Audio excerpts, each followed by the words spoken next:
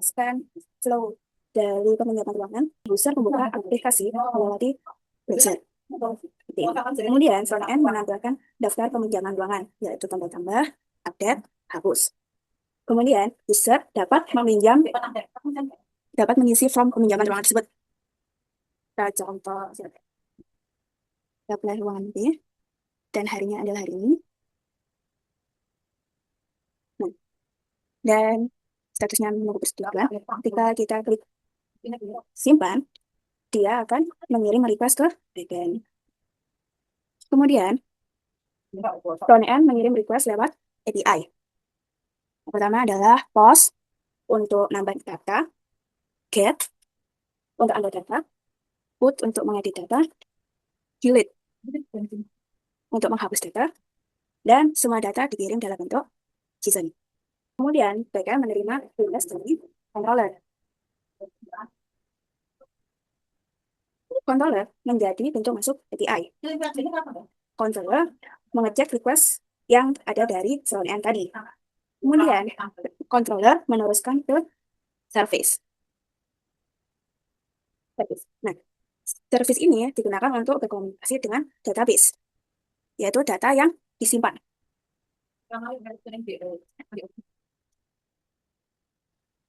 Kemudian, database akan mengirimkan hasilnya ke backend, yaitu datanya berhasil atau tidak gagal dalam proses ini.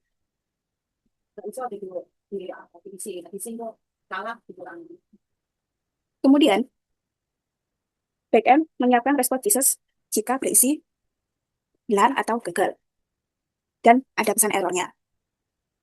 Kemudian, backend mengirim respon ke frontend, dan frontend menerima respon dan tampilan diperbarui. Kemudian, semua sistem yang dijalankan digunakan menggunakan Docker, yaitu di infrastruktur. Frontliner pada front-end Docker file, dan back-end pada back-end Docker file, dan Docker Compose, yang semuanya terhubung dalam satu network.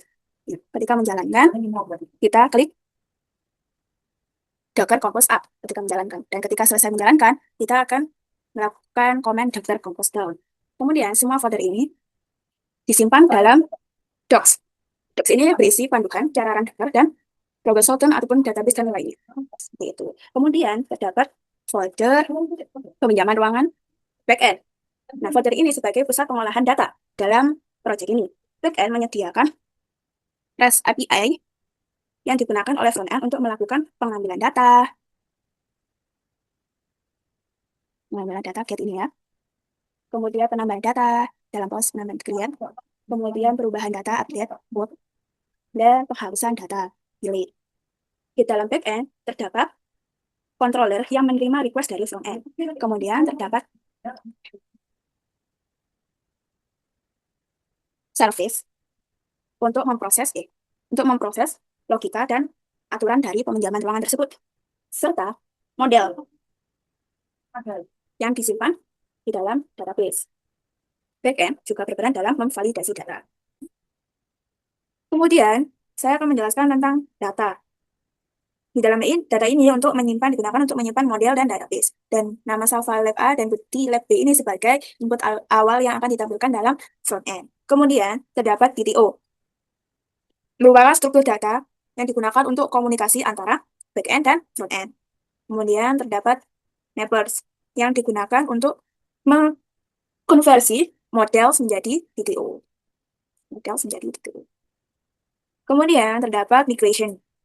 Nah, migration ini digunakan untuk mengubah tabel di database sesuai dengan model yang telah dibuat. Kemudian terdapat program.js sebagai awal mula aplikasi itu berjalan. Kemudian saya akan menjelaskan tentang workflow dari JIT itu sendiri. Yang pertama, kita akan melakukan pull repository. Nah, pull repository ini apa sih? Kode lokal yang akan selalu up to date sebelum mulai bekerja. Dengan sintaknya adalah git pull. Sebelumnya, kita membuat 5 repository, yaitu backend, frontend, mobile, infrastructure, dan docs. Kemudian, membuat branch baru untuk mengerjakan fitur tanpa mengganggu develop atau main. Nah, dengan menggunakan sintak git checkout min fitur dengan nama fitur tersebut. Bisa dilihat di sini ada branch fitur dengan nama setup backend. Kemudian kita lakukan coding untuk mengerjakan fitur tersebut. Kemudian kita lakukan commit untuk menyimpan perubahan-perubahan pesan yang telah perubahan-perubahan coding tersebut dengan menggunakan sintak git add dan dengan kasih keterangan git commit bin m dengan nama misal core finalis project. Seperti itu. Di sini nanti akan muncul seperti ini. Misal fix perbaikan backend, fit backend, seperti itu. Nah, kemudian kita melakukan push supaya branch bisa diakses oleh seluruh tim menggunakan sintak git pass push origin fitur nama fitur tersebut. Jadi, dia akan nge-push di fitur yang telah dibuat. Kemudian dilakukan merge ke develop. Jadi, semua fitur yang baru digabung ke develop akan diuji dengan menggunakan sintak git checkout develop, git merge fitur setup backend, dan git push origin develop. Kemudian, merge akan dirilis di main, dan setelah diuji di develop, digabungkan di main dan kode siap rilis dengan menggunakan sintak git checkout main, git merge develop, dan git push origin main. Kemudian kita melakukan tag version, memberi tanda rilis versi tertentu. Contohnya, versi 1.0.0 dengan menggunakan sintak git tag v1.0.0 dan git push origin v1.0.0. Sehingga di web peminjaman ruangan ini bisa menambahkan data, misal memiliki fitur menambahkan data di satu orang kemudian oh ya, dan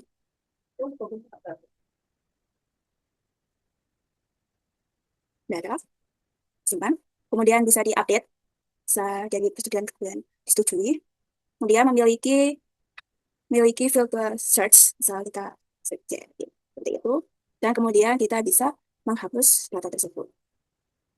Jadi sekian dari kami. Apabila ada kesalahan kata atau perbuatan, kami mohon maaf dan assalamualaikum warahmatullahi wabarakatuh.